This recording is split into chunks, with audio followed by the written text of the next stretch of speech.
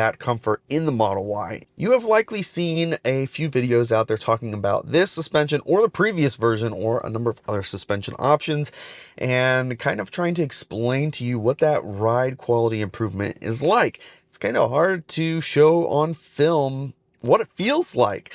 And not to worry, today I'm going to share with you the data behind the improvement. Now, I want to be fully transparent. This is not perfect science. However, this is an effective way that I can generally show you what that improvement is like. So what I did is I went on a loop, and in this loop I did it before and after the suspension, and what I'm measuring is the vertical acceleration of the vehicle. So every time that we hit a bump in the road or imperfections in the road, there are forces on the vehicle: acceleration up and down, acceleration left and right, acceleration forward and back. Those G-forces can be measured, and putting this car in the same route before and after, I'm able to show what those maximum forces and average forces look like. And I actually was able to capture some pretty incredible improvements. The data suggests that this suspension, without a doubt, gives you a much more comfortable ride when looking at acceleration up and down. Based on the data that's pulled from my phone, I'm able to show an improvement of over 20% on the vertical acceleration in this vehicle after upgrading the suspension. And although it's not a perfect test, getting over 20% is very significant. So this isn't just some rounding error or there's too many factors changing. This was a very vast improvement. So this goes to support when I say, after driving this car for a month after the suspension, it is way more comfortable.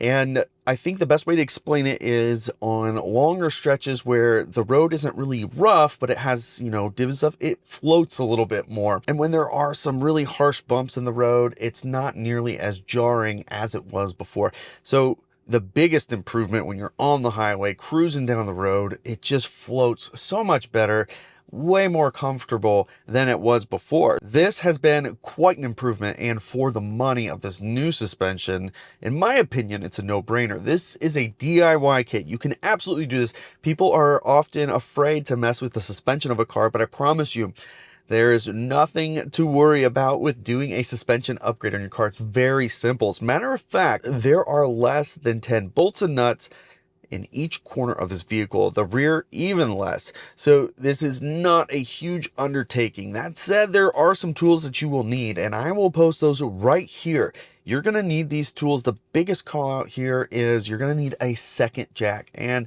with all Teslas, of course, you have to have a low profile jack because you have to get those pucks underneath there. The other thing that you're really going to need is a torque wrench, and this needs to be a pretty sizable one. You're going to torque up to 129 pounds when you consider the wheels themselves, the lug nuts on the wheels. That's 129 foot-pound of torque. You're also going to need a spring compressor and then various sockets and wrenches. In the rear, you're talking 20 minutes a corner, and in the front, I'd say closer to half an hour per corner. So all in, after about 3 hours, you can have this whole thing done all by yourself without any help. So with all of that, let's go ahead and dive into the install. This is not very complicated. You'll see for yourself. Let's get this thing done. First, we got to remove the front storage box. There's 4 10mm bolts there. You need to remove the emergency latch cover and unplug it, and remove the body clip holding the washer fluid to the front, and place all of this to the side. Of course, you need to lift the vehicle with a low profile jack and a puck. Remove all 5 21mm lug nuts and remove the wheel. Here under the hood, you will see 3 13mm nuts.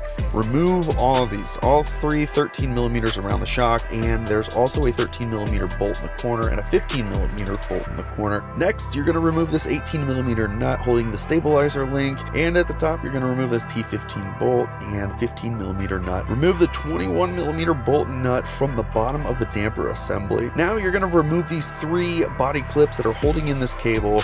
Get those out of the way so you don't put too much tension on this, and twist to disconnect that stabilizer link. You're going to use a spring compressor to compress this coil before you remove the hat, and once it's compressed, use the 14mm to remove that top nut. You're going to use a different 14mm that comes with the shock, so you can discard this particular nut. Remove all these components. They will be used on the new suspension, but first let's go ahead and cut about 1 inch of this bump stop for clearance, and we're going to put the bump stop and the dust cover onto the new shock. And then we're going to once again compress the spring and place the top hat on with the upper isolator, and we're going to use that new 14mm nut to hold it in place.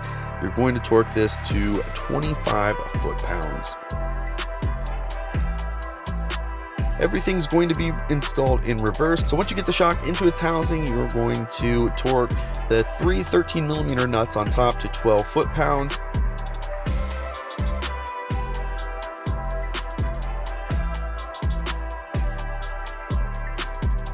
The inner 13mm to 26 foot-pounds, the outer 15mm to 46 foot-pounds, the T50 15mm nut 41 foot-pounds, the 18mm on the link to 73 foot-pounds, and then once you get the vehicle on the ground, you'll go back and retorque this 21mm to 85 foot-pounds. Of course, reinstall the wheel, lower the vehicle, torque the lug nuts to 129 foot-pounds. Now that we have the front suspension installed on the driver's side, this is where we can make the adjustments. And this is what's nice about this kit is you can at least adjust the dampening on the front. You cannot do it on the rear without taking a wheel off. So they say the lowest you should set it is 5 for the softest ride. 8 is default. And I'm gonna go with 8 because I think that'll still give us a nice comfortable ride, but we'll still maintain a bit of the performance characteristics in the turns. So let's turn this thing 8 times.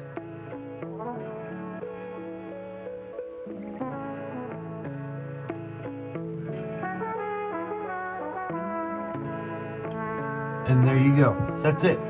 And then replace your cap here and you're good to go. Here on the rear, we're going to remove the lower perch cover. It's just one 10mm bolt holding this plastic cover in place. Put that to the side. Place your second jack underneath the suspension to hold pressure on the suspension while you're removing components. Remove these two 21mm bolts that are holding the perch and the hub, the shock. Get those out of the way, and then at the top of the shock there are two 15mm bolts from the top, and that is all you need to do to remove the shock.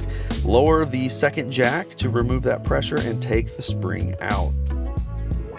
Next, we're going to remove the top hat. It is a 17mm nut on the top, and we're going to cut that bump stop once again about 1 inch and install the bump stop and dust cover onto the new shock. Then you're going to transfer the shock hat and use the new provided 14mm nut to 27 foot-pounds of torque and transfer the coil upper and lower isolator to the new coil. Place that new coil in place and install the shock, starting with those two 15mm bolts on top at 30 foot-pounds. And use the jack to align and install these two 21mm. This is going to be some up and down work and moving things around to get this lined up just right. And once the vehicle is back on the ground, you will torque these to 85 foot-pounds.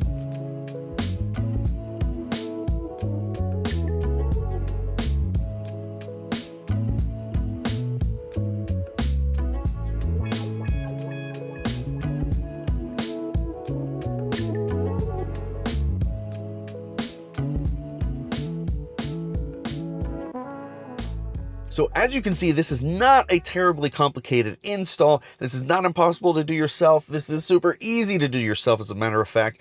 You really don't have to be all that handy to be able to do this. You're going to have to finagle things around a little bit, but that is it. This is not overly complicated. There's not a lot of moving parts here that you can really mess up.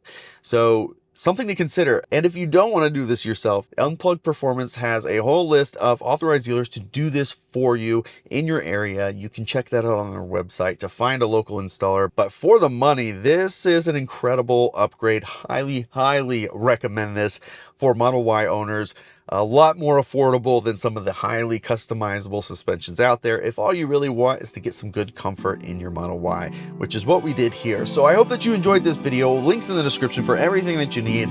Can't wait to catch you on the next one.